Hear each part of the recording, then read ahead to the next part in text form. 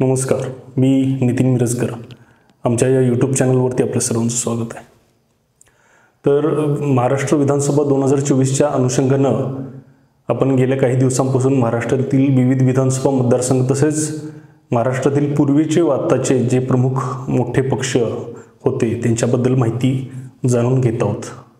मागील काही दिवसापूर्वी आपण शेतकरी कामगार पक्ष बद्दल माहिती किंवा संपूर्ण इतिहास आपण दाखवला होता.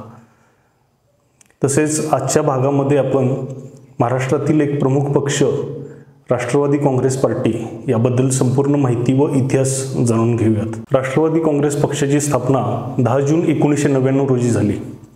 महाराष्ट्राचे 4 वेळचे मुख्यमंत्री व भारतातील एक प्रमुख मोठे नेते माननीय शरद पवार तसेच त्यांच्यासोबत बिहारचे माजी केंद्रीय मंत्री व माजी सध्या विद्यमान खासदार तारिक अनवर, कैलासवासी पी ए संगमा या तिघांनी मिळून या पक्षाची स्थापना केली. हा पक्ष स्थापन करण्यामागची पार्श्वभूमी अशी होती की सोनिया गांधी यांना 1999 साली काँग्रेसनं प्रोजेक्ट केलं होतं, म्हणजे पंतप्रधान पदाचा चेहरा म्हणून त्यांना प्रमोट केलं होतं. तर या निर्णयाला त्यांनी शरद पवार व त्यांच्या सहकाऱ्यांनी विरोध केला होता व विदेशी व्यक्ती ह्या देशाचा पंतप्रधान बनणार नाही किंवा काँग्रेस पक्षाचा प्रमुख बनणार नाही हा त्यामागचा त्यांचा एक म्हणजे अजेंडा किंवा त्यांचं कारण होतं व त्यांनी उघडपणे सोनिया गांधी यांच्या नावाला विरोध केला. यामुळेच काँग्रेस पक्षाने 20 मे 1999 रोजी शरद पवार साहेब त्याचबरोबर पी ए संगमा व तारिक अनवर या तिघांची काँग्रेस पक्षातून हकालपट्टी केली. यातूनच शरद पवार साहेब व त्यांचे जे सहकारी होते पी ए संगमा असतील व तारिक अनवर यांनी 10 जून 1999 रोजी नवीन राष्ट्रवादी काँग्रेस पक्षाची स्थापना केली. पक्षाचा सुरुवातीचा म्हणजे पहिलाच मेळावा मुंबई येथील षण्मुखानंद हॉल येथे पार पडला. स्वतः महाराष्ट्राचे दिग्गज नेते शरद पवार हे महाराष्ट्रातून येत असल्याने महाराष्ट्रात त्यांना पक्ष रुजवायला व वाढवायला फारशी अडचण झाली नाही. त्याचबरोबर त्यांच्या सोबतीला पी ए संगमा हे मेघालयचे होते तसेच तारिक अनवर बिहारचे होते. हे महाराष्ट्र, बिहार, मेघालय, गुजरात व लक्षद्वीप व गोवा या भागात पक्षाची पाळीमुळे रोवली गेली आहेत. राष्ट्रवादी काँग्रेस पक्षाच्या स्थापनेवेळी शरद पवार यांनी सर्वात पहिलं जे फोकस केलं ते म्हणजे साखर सम्राट व सहकारी संस्था यांच्यावर. म्हणजे जे साखर कारखानदार नेते आहेत, सहकारी संस्थातले नेते आहेत यांना त्यांनी लक्ष करून आपल्या पक्षात खेचलं. या पक्षाचं मूळ जे बलस्थान होतं ते म्हणजे पुणे जिल्हा, सोलापूर जिल्हा, सातारा जिल्हा हे प्रमुख बलस्थानं होती. याचबरोबर उस्मानाबाद जिल्हा असेल म्हणजे आत्ता सध्याचा धाराशिव, सांगली, सोलापूर, बीड, परभणी, नाशिक, जळगाव व म्हणजे प्रामुख्याने पश्चिम महाराष्ट्र व मराठवाडा ह्या पक्षांची जास्त करून ताकद होती. तुलनेनं मुंबई व कोकण भाग व विदर्भातील भाग या भागामध्ये पक्षाला मास लीडर कोण मोठा न मिळाल्यामुळे किंवा तिथे काँग्रेसची ताकद असल्यामुळे या पक्षाला जास्त वाढण्याची जास्त स्कोप मिळाला नाही. पुणे जिल्ह्यात अर्थात स्वतः शरद पवार साहेब होते, त्याचबरोबर अजित पवार होते, दिलीप वळसे पाटील होते, असे मोठे दिग्गज नेते होते. सातारा जिल्ह्यामध्ये त्यांनी शिवेंद्रराजे भोसले म्हणजे छत्रपती शिवाजी महाराजांचे 13वे वंशज आहेत त्यांना आपल्यासोबत घेतलं. त्यांचे वडील तत्कालीन अभयसिंहराजे भोसले कैलासवासी हे त्या पक्षामध्ये आले होते. त्याचबरोबर माजी खासदार लक्ष्मणराव जाधव पाटील हे पक्षात आले होते. शरद पवार साहेबांचे अगदी निकटवर्तीय जवळचे मित्र श्रीनिवास पाटील हे होते. तसेच फलटणचे रामराजे नाईक निंबाळकर होते, कराडचे बाळासाहेब पाटील होते. असे दिग्गज नेते सातारा जिल्ह्यात होते. त्याचबरोबर सोलापूर जिल्ह्यात सांगायचं झालं तर विजयसिंह मोहिते पाटील एक मोठे नेते महाराष्ट्रातील ते त्यांच्यासोबत होते. त्याचबरोबर माढ्याचे आमदार बबनदादा शिंदे होते. बार्शीचे दिलीप सोपल जे 6 वेळा निवडून आलेले आहेत आमदार ते होते. मोहोळचे राजन पाटील होते. त्यामुळं त्यांनी जे सहकारी संस्था व साखर कारखानदार होते त्यांना सोबत घेतलं. उस्मानाबादमध्ये त्यांचे निकटवर्तीय जवळचे नातेवाईक पद्मसिंग पाटील होते. कोल्हापूरमध्ये माजी खासदार कैलासवासी सदाशिवराव मंडलिक होते, माजी खासदार निवेदिता माने, त्याचबरोबर हसन मुश्रीफ असे मास लीडर त्यांच्या पक्षात आले होते. त्यामुळे पक्षाची पश्चिम महाराष्ट्रात व मराठवाड्यात पाळंमुळे घट्ट रोवली गेली.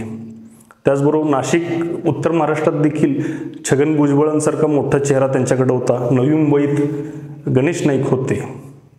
त्यामुळे पक्षानं पहिल्याच इलेक्शनमध्ये एक चांगली अशी या इलेक्शनमध्ये चांगली त्यांनी सुरुवात केली होती. 1999ला पहिल्या विधानसभेला सामोरं जाताना पक्षाचा परफॉर्मन्स खूप चांगला राहिला. आपण पाहूयात राष्ट्रवादी काँग्रेस पक्षाचा विधानसभेमधील आत्तापर्यंतचा इतिहास म्हणा किंवा त्यांची कामगिरी. तर स्क्रीनवर पाहू शकता आपण. सर्वात पहिला त्यांनी 1999ला विधानसभा लढवली. त्यावेळी स्वतंत्र त्यांनी इलेक्शन लढवत 223 ठिकाणी जागा लढवल्या. त्यापैकी 58 जागा त्यांच्या निवडून आल्या. मतांची टक्केवारी त्यांची 22.60% होती. म्हणजे अगदीच चांगली अशी सुरुवात त्यांची झाली. त्यानंतरच्या 2004च्या इलेक्शनमध्ये म्हणजे 1999ला त्यांनी काँग्रेससोबत सरकार स्थापन केलं. 2004च्या इलेक्शनमध्ये काँग्रेससोबत अलायन्स करत 124 जागा लढल्या. आत्तापर्यंतचे सर्वाधिक आमदार त्यावेळी निवडून आले. 71 जागा निवडून आल्या. 18.75% इतकी मतांची टक्केवारी होती. 2009ला 113 जागा लढवल्या. त्यावेळी त्यांचे 62 जागा निवडून आल्या. 16.37 इतकी मतांची टक्केवारी होती. 2014ला सर्वच पक्ष, काँग्रेस असतील, राष्ट्रवादी असतील, शिवसेना, भाजप हे वेगळे लढले होते. त्यावेळी 278 त्यांनी जागा लढल्या. त्यांचा त्यावेळी ग्राफ थोडा कमी झाला होता. 41 जागांवरच समाधान मानावं लागलं व 4था क्रमांक आला होता त्यांचा. 17.24% इतकी मतांची टक्केवारी होती. व 2019च्या इलेक्शनमध्ये 125 जागा लढवल्या होत्या व 54 जागा त्यांच्या निवडून आल्या होत्या. म्हणजे आपण बघू शकता 1999ला पहिल्यांदा त्यांनी इलेक्शन लढवली. त्यावेळी काँग्रेससोबत अलायन्स करून ते सत्तेत सहभागी झाले.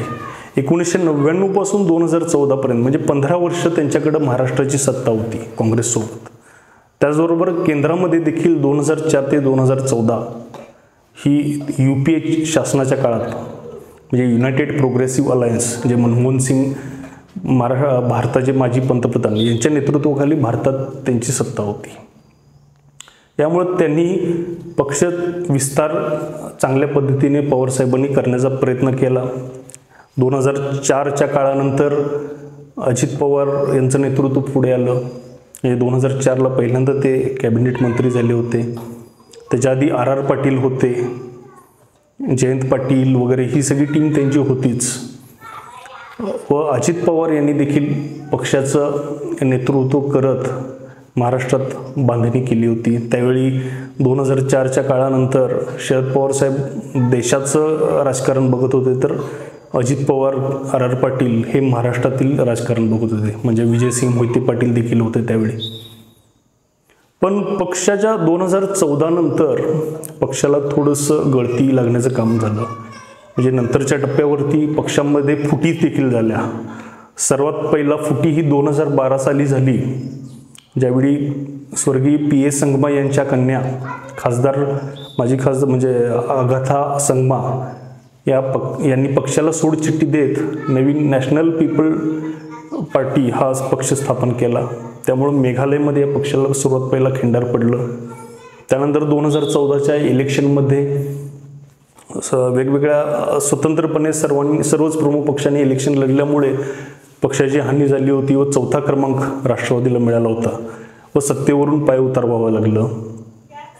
व 2018ला लोकसभेच्या आधी बिहारचे जे मोठे नेते होते व संस्थापक सदस्य जे राष्ट्रवादीचे होते, आत्ताचे खासदार तारिक अनवर यांनी पक्षाला सोडचिठ्ठी दिली व त्यांनी काँग्रेसमध्ये प्रवेश केला. व 2023च्या इलेक्शनमध्ये आपण 2000 जुलै 2023मध्ये बघितलं की त्यांचे सख्खे पुतणे म्हणजे अगदी जवळचे रक्ताचे नातेवाईक अजित पवार म्हणजे महाराष्ट्राचे उपमुख्यमंत्री आहे, यांनी शरद पवार यांच्याशी फारकत घेऊन 40-42 आमदारांसह पक्षातून बाहेर येऊन, म्हणजे राष्ट्रवादीच पक्षात होते पण शरद पवारांची साथ सोडून त्यांनी BJPला म्हणजे महायुतीला पाठिंबा दिला, शिंदे फडणवीस सरकारला, व सत्तेत सहभागी झाली. हा सर्वात मोठा आत्तापर्यंतचा डॅमेज त्यांना झाला होता. व 53 आमदार त्यांचे निवडून आलेले, त्यापैकी 43 ते 42 आमदार अजित पवार यांच्यासोबत गेले होते. यानंतर त्यांची न्यायालयीन लढाई अजूनही चालूच आहे, म्हणजे तो निकाल अजून लागायचा बाकी आहे की मूळ पक्ष कोणाचा आहे. त्यावेळी पक्षफुटीनंतर पक्षाचं मूळ चिन्ह व नाव हे अजित पवार यांच्याकडे गेलं, तर शरद पवार यांनी राष्ट्रवादी शरदचंद्र पवार गट अशा नावाने पक्षाचं नवीन एक नाव घेऊन नवीन चिन्ह त्यांना तुतारी वाजवणारा माणूस हा त्यांना मिळाला. 2023च्या फुटीनंतर शरद पवार यांनी सुप्रिया सुळे व जयंत पाटील या सहकार्यानं घेत एक जोरदार कमबॅक केलं व सहानुभूतीची मोठी लाट ही शरद पवार यांच्या पाठीशी होती, म्हणजे अर्थात उद्धव ठाकरे यांच्या पाठीशी देखील होती. याचाच त्यांना खूप फायदा झाला व 2024च्या लोकसभेमध्ये 10 पैकी 8 जागा त्यांच्या निवडून आल्या, म्हणजे 80% स्ट्राईक रेट त्यांचा होता. येणाऱ्या 2024च्या विधानसभेत देखील महाविकास आघाडीमध्ये शिवसेना उद्धव बाळासाहेब ठाकरे, काँग्रेस, राष्ट्रवादी व समविचारी जे पक्ष आहेत, म्हणजे समाजवादी पार्टी असेल, शेतकरी कामगार पक्ष असेल, communist party of India, communist party of मार्क्सवादी, या पक्षांची एक अलायन्स मोठी झालेली आहे व चांगली टक्कर ते महायुतीला सध्या देत आहेत. येत्या 2 महिन्यांमध्ये म्हणजे नोव्हेंबर महिन्यामध्ये इलेक्शन होत आहेत महाराष्ट्राच्या. यावेळी आपल्याला कळेलच की किती आमदार त्यांचे निवडून येतील व कशी कामगिरी ठरेल. आता सध्या तरी अजित पवार व शरद पवार हे दोघंही विभक्त झाले असले तरी येणाऱ्या काळात कधीही एकत्र येऊ शकतात. मागील काही दिवसापूर्वी अजित पवार यांनी तसे संकेत देखील म्हणजे दिले होते, माझ्या बहिणीविरुद्ध माझ्या पत्नीला उभं करणे ही माझी मोठी चूक होती, तसेच आजही माझे शरद पवार साहेब हे दैवत आहेत, असे बरेच वक्तव्य येत्या म्हणजे मागील काही दिवसात त्यांनी केले होते.